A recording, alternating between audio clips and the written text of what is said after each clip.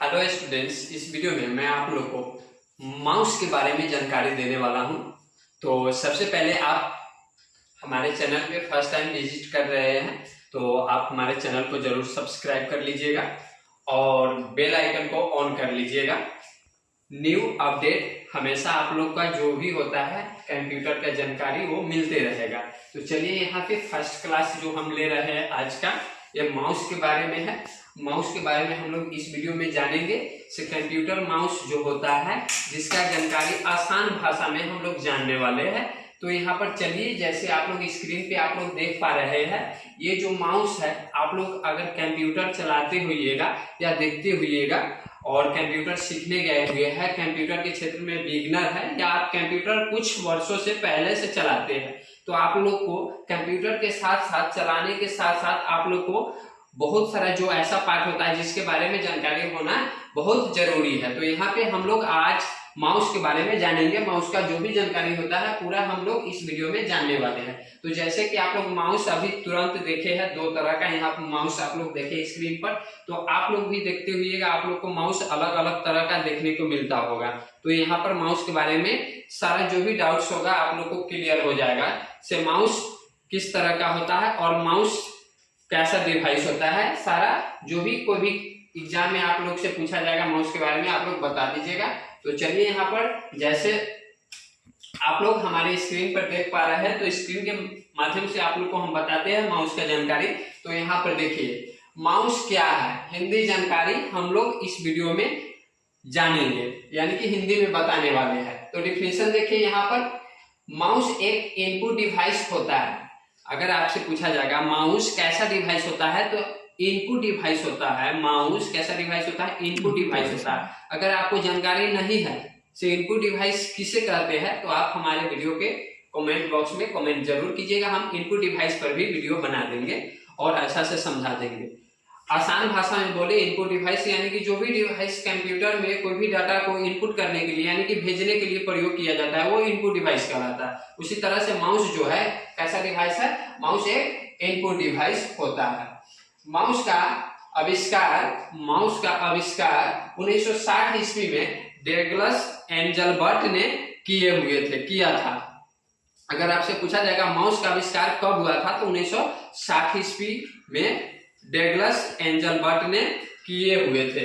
कहीं कहीं पे आप लोग को देखने को मिलेगा 1964 ईस्वी भी, तो वो भी सही है, ये भी सही है।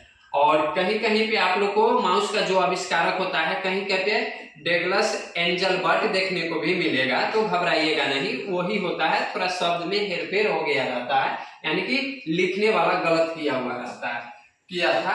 इसको हम लोग पॉइंटिंग डिवाइस के नाम से भी जानते हैं। माउस को भी हम लोग पॉइंटिंग डिवाइस के नाम से भी जानते हैं, यानी कि माउस का दूसरा नाम क्या है? Pointing device.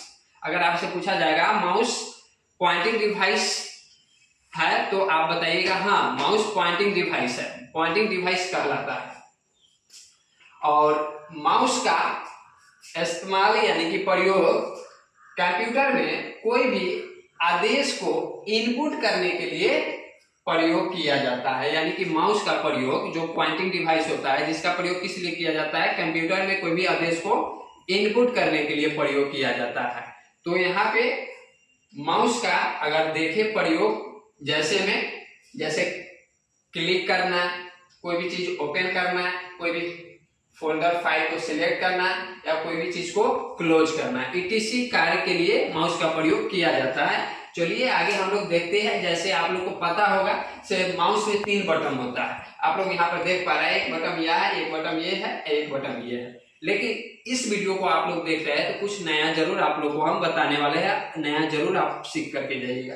तो जैसे आप जानते हैं और जनरली व्यक्ति भी जानता है माउस में 3 बटन होता है, लेफ्ट बटन, राइट बटन और स्क्रॉल बटन। लेकिन इस वीडियो को देख रहे हैं तो जानिए जो स्क्रॉल बटन होता है बीच वाला ये बटन, इसको दूसरे नाम से भी जाना जाता है, व्हील बटन के नाम से जाना जाता है। किस नाम से जाना जाता है? व्हील बटन के नाम से जाना जाता है। तो यहाँ पे आप लोग जरूर नया कुछ सीख गए। अब यहाँ पे देखिए हम लोग टाइप्स ऑफ माउस देखते हैं, यानी कि माउस का टाइप्स कितना होता है, यानी कि माउस कितने प्रकार के होते हैं। तो ऐसे देखा जाए तो माउस का प्रकार जो होता है बहुत तरह का होता है, ठीक है ना। वही हम लिखे हुए। माउस के बहुत सारे प्रकार होते हैं। यहाँ पर यूनिक जो चीज है यानी कि उसको हम लिखे हुए 5 तो यहाँ प्रकार के बारे में हम लोग जानेंगे।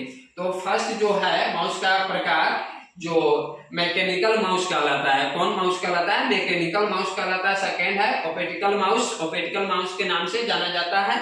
और थर्ड है वायरलेस माउस, जिसमें वायर का प्रयोग नहीं किया जाता है, जिसको वायरलेस माउस के नाम से जानते हैं हम लोग। यहाँ पर 4 नंबर पर जो है ट्रैकेबल माउस है और 5 नंबर पर है वायर्ड माउस है, यानी कि जिसमें वायर लगा हुआ रहता है, वायर वाला माउस रहता है, उसको यानी कि हम लोग वायर्ड माउस के नाम से जानते हैं। जिसमें वायर नहीं लगा हुआ रहता है उसको हम लोग क्या बोलते हैं? वायरलेस माउस बोलते हैं। तो यहाँ पर हम लोग प्रकार के बारे में देख लिए।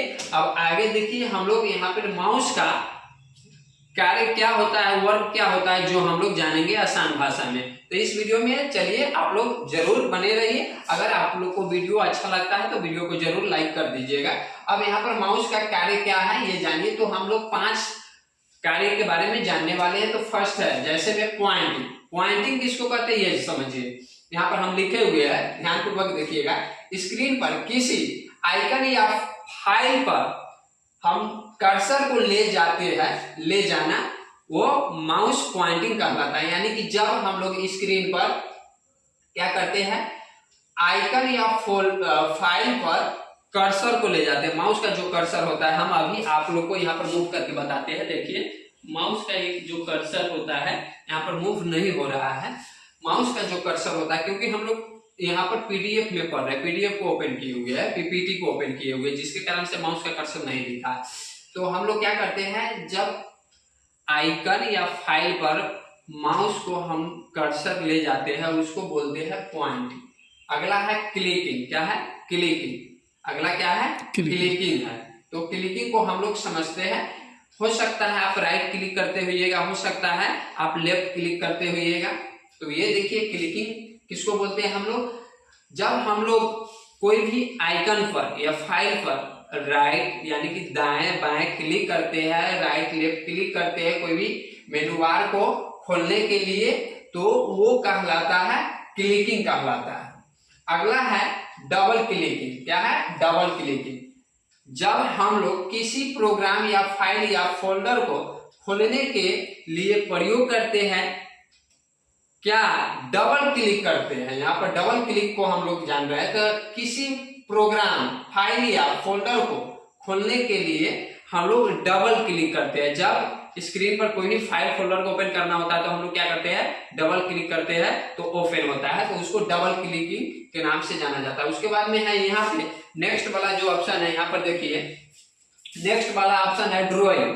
ड्रॉइंग इसको बोला जाता है, किसी आप लोग क्या करते हैं, किसी आइकन को एक स्थान से दूसरे स्थान ले जाते हैं, उसको बोला जाता है ड्रॉइंग। यहाँ पर गलत टाइप हो गया है। किसी आइकन को एक जगह से दूसरे जगह आप मूव करने के लिए ड्रॉइंग यानी कि बटन का प्रयोग करते हैं खींचने के लिए, उसको ड्रॉइंग के नाम से जाना जाता है। उसके बाद में नेक्स्ट है स्क्रॉलिंग। माउस के जो व्हील बटन होता है, व्हील बटन जो तीसरा बटन होता है, बीच वाला बटन होता है, उसको व्हील बटन के नाम से जानते हैं। तो व्हील बटन का प्रयोग करके पेज को हम लोग क्या करते हैं, ऊपर नीचे करने के लिए प्रयोग करते हैं, उसको स्क्रॉलिंग के नाम से जानते हैं। तो ऐसे आसान भाषा में बोले तो पॉइंटिंग हो गया, क्लिकिंग हो गया, डबल क्लिकिंग हो गया, ड्रॉइंग हो गया, स्क्रॉलिंग हो गया। ये माउस का वर्क हो गया, कार्य हो गया। तो यहाँ पे हम लोग माउस के बारे में जाने हैं। यहाँ पे देखिए माउस का जो फुल फॉर्म होता है ये स्क्रीन पे है, आप लोग को अलग अलग देखने को मिलता होगा। तो यहाँ पे आप लोग ये भी सही है और कहीं पे आप लोग अलग देखे हुइएगा वो भी सही रहता है, लेकिन जनरली अधिकांश जगह पे आप लोग को यही देखने को मिलेगा। जैसे आप लोग से कोई आदमी पूछते हैं माउस का फुल फॉर्म क्या होता है, तो M फॉर मैनुअल होता है, यानी कि हाथ से मैनुअल रूप से चलाने के लिए प्रयोग करते हैं। यहाँ पर देखिए ऑपरेटेड यानी कि यहाँ पर क्या है, संचालित चलाया जाने वाला ये डिवाइस होता है।